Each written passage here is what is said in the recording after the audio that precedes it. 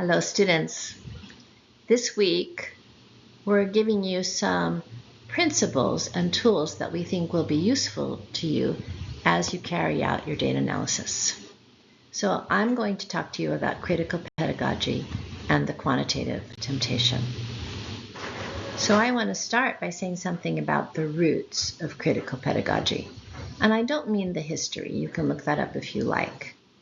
I want to talk about the core impetus for the theory and practice of critical pedagogy. It came out of the education field. Paulo Freire is often referred to, the Brazilian educator, as the father of critical pedagogy.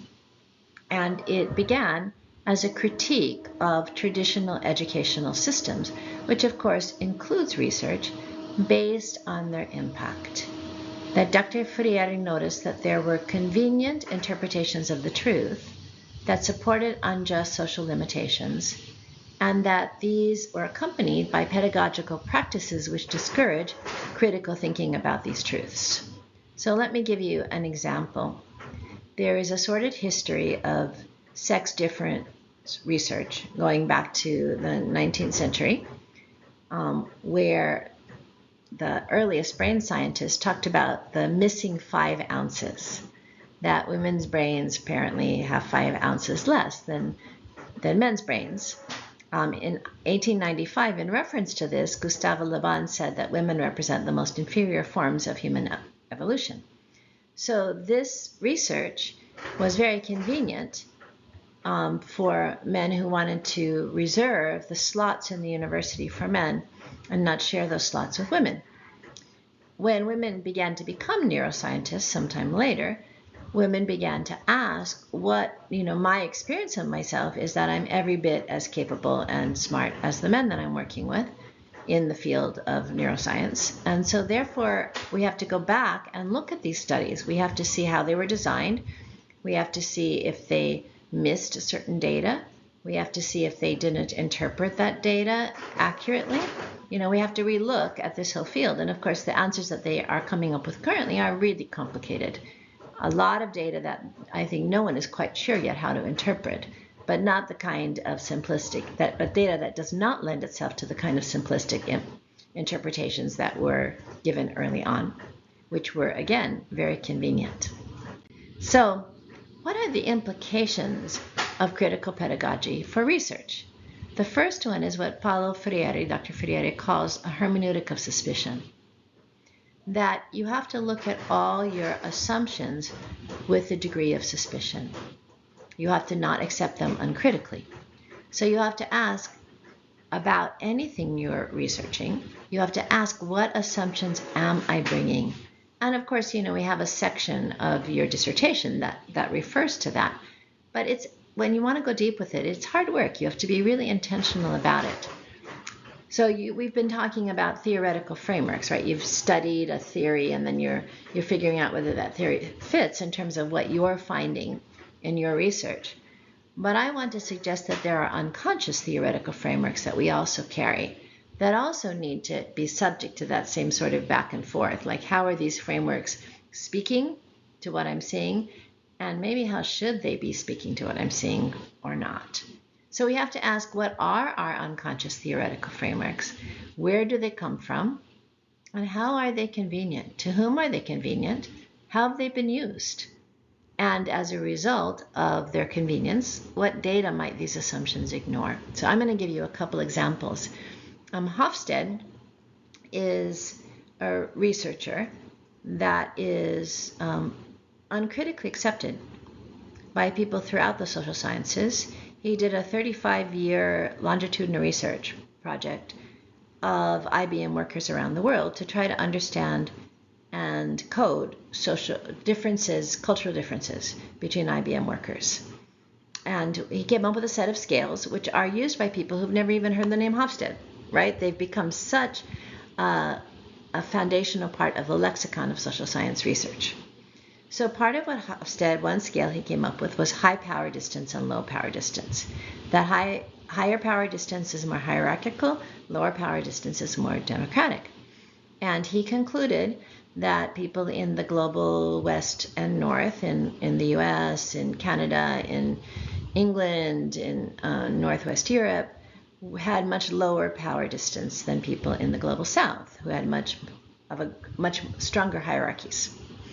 So when I read this for the first time, again from my experience, and critical pedagogy says, respect your experience as a form of data, at least as a clue to data, like I talked about before, the female neuroscientists, right? So I said, my first reaction reading Hofstede was, who colonized who? Right? If the global south is all about hierarchy and the global north is all about democracy, the global south should have colonized the global north. But that's not what happened.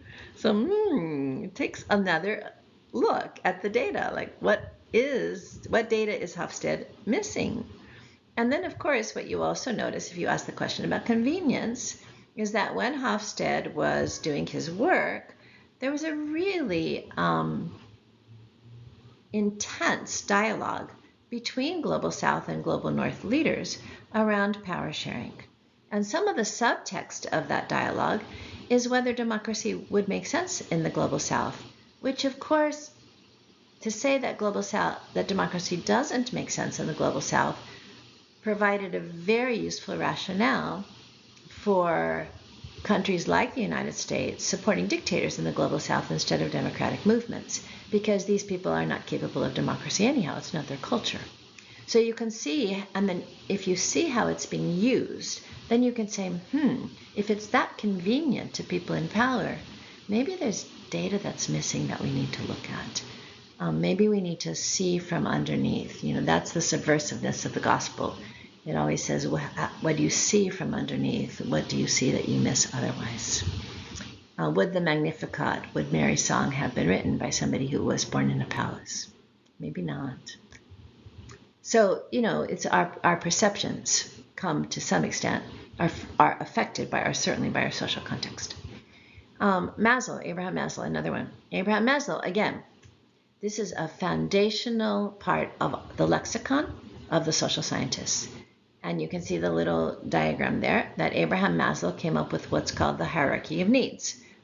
That, you see that physiological needs are most basic, safety needs, and then you can move up to psychological needs, like esteem and belonging, and then you can move up from there to self-actualization needs. And Maslow's research showed that people could not self-actualize if their basic needs weren't met. So if there's any of you that have worked in communities that are marginalized where basic needs are not met, particularly if you've worked in churches in those communities, you may have noticed that they're more self-actualized than some people who live with more than satisfaction of their basic needs, an abundance in relation to their basic needs. So more creative, more altruistic, more capable of sacrifice. So clearly there was some data that Abraham Maslow was not looking at or not taking into account. But his theory is very useful for people who don't actually want to share power, who want to take care of people who are marginalized and poor but don't actually want to share power. So what are the implications of all of this for your research? And I want to suggest that there are 4 implications. The first one is that when you're observing any phenomena, ask why repeatedly. Why in terms of the roots of the phenomena, and why in terms of the purpose, the unconscious purpose perhaps of the phenomena. So I'm sorry, Jim, but I'm going to use an example from your research because it's just so clear. So Jim observed, he's looking at an immigrant congregation, and then he's looking at, it's part of a larger congregation which is dominated by the original group in the congregation, which are white Americans. So he noticed that there was a joint youth program, a program for adolescents, and that youth program was designed and run by the white congregation. So he noticed that. That was good research. He noticed it. But he didn't initially ask why that was true. How did that come to be? What purpose does it serve? Because when you begin to ask those, who is it convenient for? When you begin to ask those questions, when you begin to bring the hermeneutic of suspicion, you're going to understand more about your data. And remember, brothers and sisters, the core purpose is to understand as deeply as possible, as accurately as possible, what your data is revealing for the sake of the church and the world, right? We are not value free. We have very specific values. We want to benefit the church and the world. We want the glory of God. We want the benefit of all God's people. We want the mission of God to be fulfilled.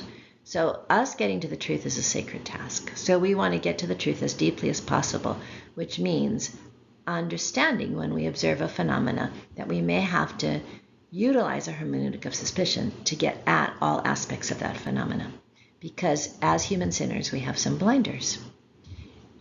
Next question, and some of you are doing this very well, but I just want to underline it. You always have to keep front and center, what is it you hope to be true? Because that hope can so easily blind you to data. And that hope can also subtly influence the people that you are interviewing or leading a focus group with. There is a relationship between the researcher and your subjects that will impact what you find. My favorite story about this has to do with Margaret Mead, the famous anthropologist. Margaret Mead discovered all of these shocking sexual practices in Samoa. And I remember a number of years ago having a conversation with a Samoan anthropologist. Of course, there weren't any Samoan anthropologists when Margaret Mead did this work. And he said that he heard stories from his grandfather about how they would make up stories to tell her because they were like, this white lady will believe anything. Let's see if we're going to make up the most wild lie we possibly can and see if she'll believe it. And she did. So, that was a certain kind of relationship with the researcher. It didn't occur to Margaret Mead that they could be teasing her. She didn't see them as fully human in that way. So very important to say, or I think of another example. My mother is a therapist, and when my grandmother was dying, my mother noticed that everybody who came into her office wanted to talk to her about grief. She wasn't telling them that she was deeply preoccupied with grief, but they picked it up. So just notice, how your hopes might be impacting the people you're researching. Doesn't make your research invalid. It just will deepen it. Which brings me to the last piece, which is another foundational assumption in the lexicon of our society, at least in the U.S., but the U.S. impacts the whole world culturally through globalization, is what I call the quantitative temptation, which is where we define truth as that which is measurable. And when we do that unconsciously, what we look for is majority pattern, and we don't think the outliers matter, and we don't think an individual story is sufficient. We don't think it has any power. But in fact, there is enormous power in an individual story. That's why you can do a single case study, and it can be extremely useful in your field. It can be useful to the church and to the community, because people will bounce off that story. They will say, what does that story moves me, that story awakens me, what does it say to me about my experience? So a story can be enormously powerful if you go deep in your understanding of that story.